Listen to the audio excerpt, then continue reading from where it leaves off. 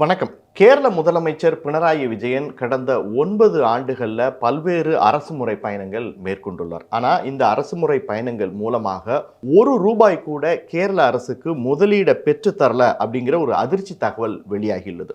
உண்மையிலே எத்தனை அரசுமுறை பயணங்கள் மேற்கொண்டுள்ளார்? உண்மையிலேயே ரூபாய் கூட கேரள அரசுக்கு முதலீடு பெற்று தரலையா? இது போன்ற விவரங்களை நம்மளுடைய டிஜிட்டல் பிரிவு அரசியல் செய்தியாளர் அபினவிடம் கேட்கலாம். அபினவ், இது குறித்த கூடுதல் தகவல்களை சொல்லுங்க அபினவ். வணக்கம் வெங்கட். கடந்த 2016ஆம் ஆண்டு முதல் மார்க்சிஸ்ட் கம்யூனிஸ்ட் கட்சியை சேர்ந்த பினராயி விஜயன் அவர்கள் கேரளாவின் முதல்வராக இருந்து வருகிறார். அவர் கேரளாவிற்கு அந்நிய முதலீடுகளை ஈர்ப்பதற்காக அடிக்கடி வெளிநாடுகள் செல்வதை வழக்கமாக கொண்டுள்ளார்.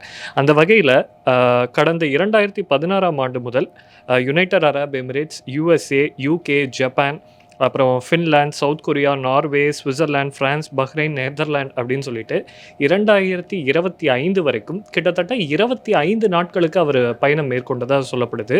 ஒவ்வொரு முறையும் அவர் வெளிநாட்டு போயிட்டு வரும்போது பல்வேறு நிறுவனங்களுடன் மெமரண்டம் ஆஃப் அண்டர்ஸ்டாண்டிங் ஒப்பந்தம் போட்டுள்ளதாகவும் இதன் மூலமாக கேரளாவிற்கு பல்லாயிரம் கோடி நிதி வருவாய் கிடைக்கும் அப்படின்னும் அவர் செய்தியாளர்களிடம் சொல்லிக்கொண்டே வந்துள்ளார்.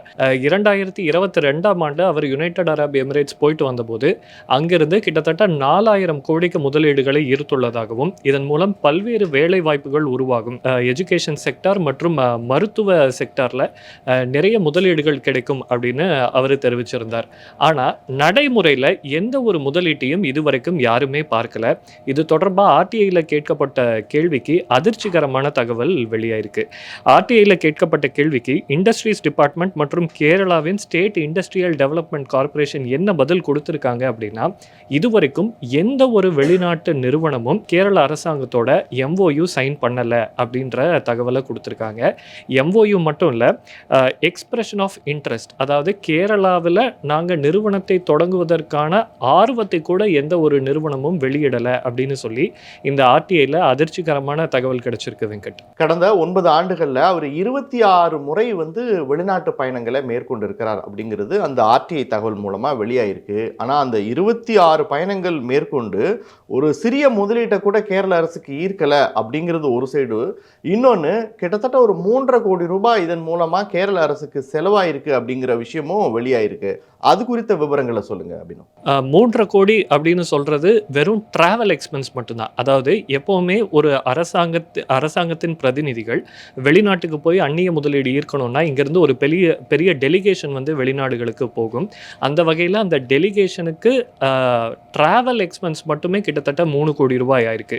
இதை தாண்டி அந்த ஊருக்கு போனால் அங்கே அக்காமடேஷனுக்கு செலவாகும். எத்தனை நாள் தங்குறாங்களோ அத்தனை நாளைக்கு அக்காமடேஷனுக்கு செலவாகும், அவர்களுக்கான ஃபுட்டுக்கு செலவாகும். அது போக இவர்கள் நிறுவனத்தோட பேசணும், அந்த நிறுவனத்தை கேரளாவிற்கு ஈர்க்கணும். இதற்காக அவங்க ரோட் ஷோ, ஈவெண்ட்ஸ், இந்த மாதிரியான விஷயங்களை நடத்தியிருக்காங்க. இதற்கு பல லட்சங்கள் செலவாயிருக்கு. உதாரணத்துக்கு டோக்கியோவில் வெறும் ஒரு லஞ்ச் மீட்டிங்க்கு மட்டுமே கிட்டத்தட்ட 2 லேக் செலவாயிருக்கு. சவுத் கொரியாவில் சியோல் நகரத்தில் நடந்த லஞ்ச் மீட்டிங்க்கு கிட்டத்தட்ட 13 லட்சம் ரூபாய் செலவாயிருக்கிறதா சொல்லப்படுது. இதுவே பூசானில் நடந்த நிகழ்ச்சிகளில் கிட்டத்தட்ட 36 லட்சம் செலவாயிருக்கிறதா சொல்லப்படுது. இது எல்லாமே கேரளா அரசு முதலீடுகளை ஈர்ப்பதற்காக செய்யப்பட்ட செலவுகள். ஆனால் இதை தாண்டி இன்னொரு அதிர்ச்சிகரமான விஷயம் என்ன அப்படின்னா, பினராயி விஜயன் இந்த மாதிரி வெளிநாட்டு பயணங்களை மேற்கொள்ளும் போது அவருடைய குடும்பத்தினரையும் அவர் அழைச்சிட்டு போயிருக்காரு. அவர்களுக்கும் செலவுகள் மேற்கொள்ளப்பட்டிருக்கு. வெளிநாடுகள் போகும்போது ஒரு நபருக்கு கிட்டத்தட்ட $100 பர் டே அலவன்ஸாக கொடுக்கப்பட்டிருக்கிறதாகவும் நமக்கு தகவல் கிடைச்சிருக்கு. ஏற்கனவே கேரளா ஸ்டேட்டோட நிதி நிலைமை எடுத்துக்கிட்டோம் அப்படின்னா ஒவ்வொரு ஆண்டும் அவர்களுக்கு கிட்டத்தட்ட 40,000 கோடி அளவுக்கு பட்ஜெட்ல நிதி பற்றாக்குறை ஏற்படுது. இத்தகைய சூழல்ல பல்லாயிரம் கோடி முதலீடுகளை ஈர்க்கிறோம்னு சொல்லி பல கோடிகளை செலவழித்து வெளிநாட்டு பயணம் மேற்கொண்டதில் ரூபாய் கூட திரும்ப முதலீடாக கிடைக்கல அப்படின்றது தான் அதிர்ச்சிக்குரிய விஷயம்.